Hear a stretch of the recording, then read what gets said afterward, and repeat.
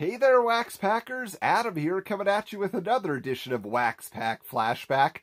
This is very special to me today. This is probably the pinnacle of trading cards, in my opinion. In my experience, in my life, no pack of cards has ever surpassed the design, just the whole concept behind Marvel Universe trading cards. Yes, these days we refer to these as Marvel cards, Marvel Series 1, right? But just holding this in my hand is bringing back a flood of memories, okay? So I'll tell you a little story here. So I had a buddy named Eric. He was always like, a year or so ahead of me in the trends, the coolest toys, the coolest video games. He had comics before I was buying them on a regular basis, Todd McFarlane drawing the cover of the Hulk, like some very, very iconic stuff. And so I remember that one day he came to school with a pack of these Marvel trading cards. I'm like, what are those? And he's like, I just got them. They're Marvel superhero trading cards, and I'm flipping through. I'm like, I can't believe it. There's Spider-Man. Oh, it tells you what his first appearance is, because I didn't know where to start in reading comics, And so I just thought they looked so cool. They were teaching me so much trivia. And I said, where did you get these? He's like, oh, it's at this place called Ace of Cards. It was like 2 towns over. And I'm like, I don't know where that is. I said, Mom, take me to Ace of Cards. She's like, I don't know where that is. And so I had to start flipping through the phone book to find trading cards. And I'm, going down the listings. Ace of Cards, Ace of Cards. Mom, I got the phone number. She's like, well, call them. Make sure they're open. I call. I'm like, do you have Marvel cards? They're like, yes, we do. And so I convinced her after a couple days of saying, please, can we go this afternoon? Can we go after school today? She finally took me over there. And I bought like 3 packs.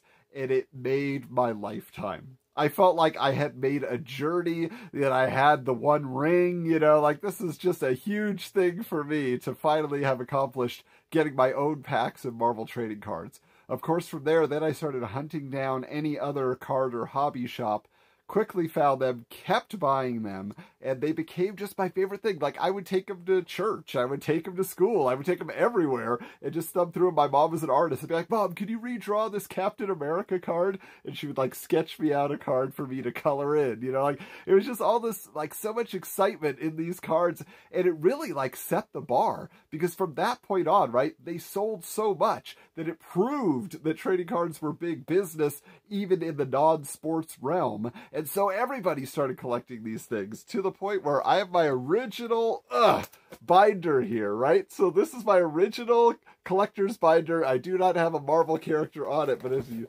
look inside, you can see, covered up by it. They're so awesome, but there's all my Marvel cards, okay? Like, I have a full set of them. I just love the whole concept of Marvel cards, but the other cool thing is that they were, of course, advertising in the comic books, right? So they would have actual ads telling you that you could pick these up. They actually had several different concepts for ads over the years, as they had different series coming out, and it didn't stop, man. Those went on for a long, long time. But I'm ready to go back to the beginning. I'm ready to open up a pack. So join me, won't you? Let's get into it.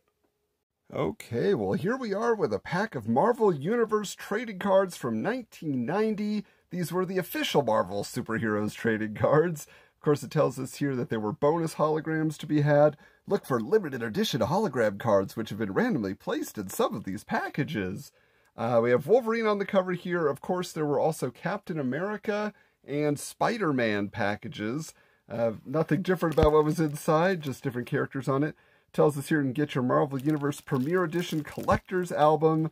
I still kick myself all these years later that I did not order that. These meant so much to me these days to look back. But these are from 1990, although it tells us here that the offer expired in 1991, so you certainly had a chance to keep going for it.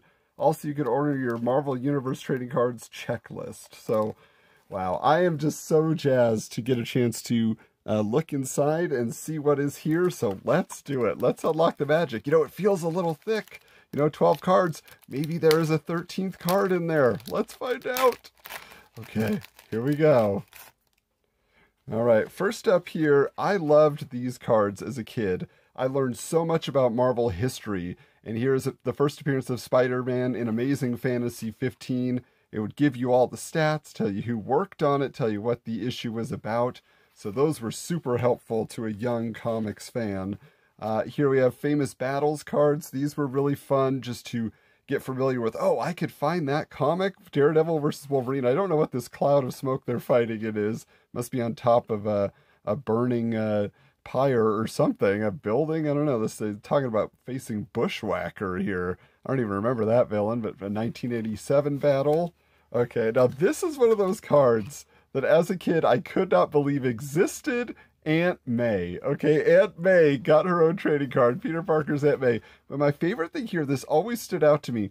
Her group affiliation is the group, or the Grey Panthers. Okay, so Grey Panthers, I guess, was like her nursing home group. Like, I don't know what that was all about. Did she have a neighborhood watch? Of course, the cool things about these is the Did You Know trivia. Despite all the years Aunt May has known Peter Parker, she isn't aware that he's Spider-Man and is, in fact, terrified of the web-slinging hero. Oh, it's true. Now, most of these are like battles fought and things like that, but look at what it tells you here in the stats. Pies baked, 984. Meals served, 11,743. Wrinkles on face, too many to count. And life-threatening illnesses recovered from, 23. Of course, Aunt May, always on her way to the hospital. Spider-Man has to save the day. But the fact that they were having so much fun with these cards meant a lot. Hey, another famous battle featuring Wolverine and Captain America. Let's see, here's Captain America Annual number 8. So I recently got this issue from a friend as an awesome cover of Wolverine slashing Captain America's shield with his claws. But it took place in New Jersey, of all places. So that's awesome. Oh, okay, this was a big one for me as a kid. This Storm card I thought just looks so awesome. Just the art and the lightning there, but her pose is so dramatic. Looking on the back, she looks awesome. Did you know? Storm suffers from acute claustrophobia. All right. Oh, sticking with the X-Men here, look who we have. It's Professor X. This always looked really strange to me. I mean, this in particular, his brow, I think, is just supposed to be big, but it looks like he actually has blonde hair. So he never looked bald enough for me on this card, and that always threw me off. Of course, back here, he's looking a little more bald, but still, that's a big old cranium he got there, Professor Xavier. Professor X's stepbrother is none other than the unstoppable Juggernaut. I mean, honestly, most of my comics knowledge, I would say, when it comes to the Marvel Universe, comes from these cards. Now, this Daredevil card is interesting because not only is it a cool pose, but look at the skin tone. He's like got blue, like white skin. It's really strange. I guess it's just because it's nighttime, right? But that was an interesting idea here. Now, check this out. Did you know Daredevil doesn't need a lie detector to tell if someone is lying? He can tune in his hearing to the person's heartbeat to listen for sudden jumps in the rate. Oh, let's see here. Who do we have next? Oh, okay, so a team card. The New Mutants. Of course, they were about to become X-Force. They were all the rage. I was never interested. Even in this card, I didn't like it. It does show you, though, that if anybody but Rob Liefeld is drawing them, they really don't look that great, do they? They really are not that fantastic. But you see their base of operations here. Now, this is funny. Did you know the punk-like hair strands on Warlock's head are really fiber optic organs composed of living circuitry? Ooh. Okay, who do we have here? Oh, Quasar. Nobody's favorite. Quasar. Got his quantum bands there. Yeah. Quasar was one of those guys that they never got me to pick up a Quasar comic, no matter how many of these cards ended up in one of my packs. Unbeknown to the Fantastic Four, Quasar operates out of the Four Freedoms Plaza, the FF's headquarters. You know what? Now that does kind of make me interested. How is he hiding in there? Where was his little secret hideaway? All right, here we go. Some famous battles. Thor versus Surtur. Okay, so this is a card that at the time I wasn't reading Thor comics. I wasn't high on my list. But you might recall that in Thor Ragnarok, that is like the climactic battle, right? Thor fighting Surtur as he's destroying everything that he holds dear at Asgard. So that's really interesting that all these years later, that card actually means something.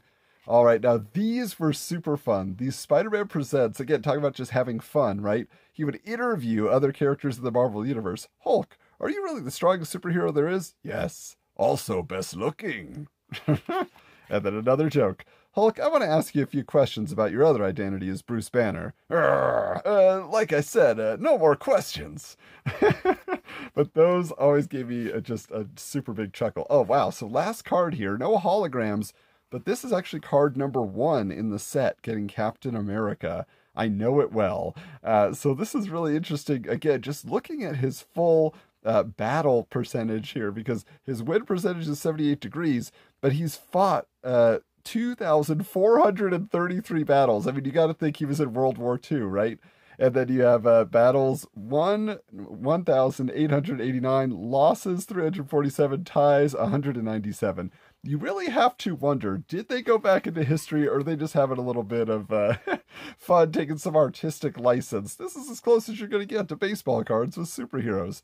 But man, such a fun pack to open. Such a wonderful set of memories. But let's close this thing out. Oh, man. I mean, even without a hologram, do you see the smile on my face? Do you see how happy this makes me?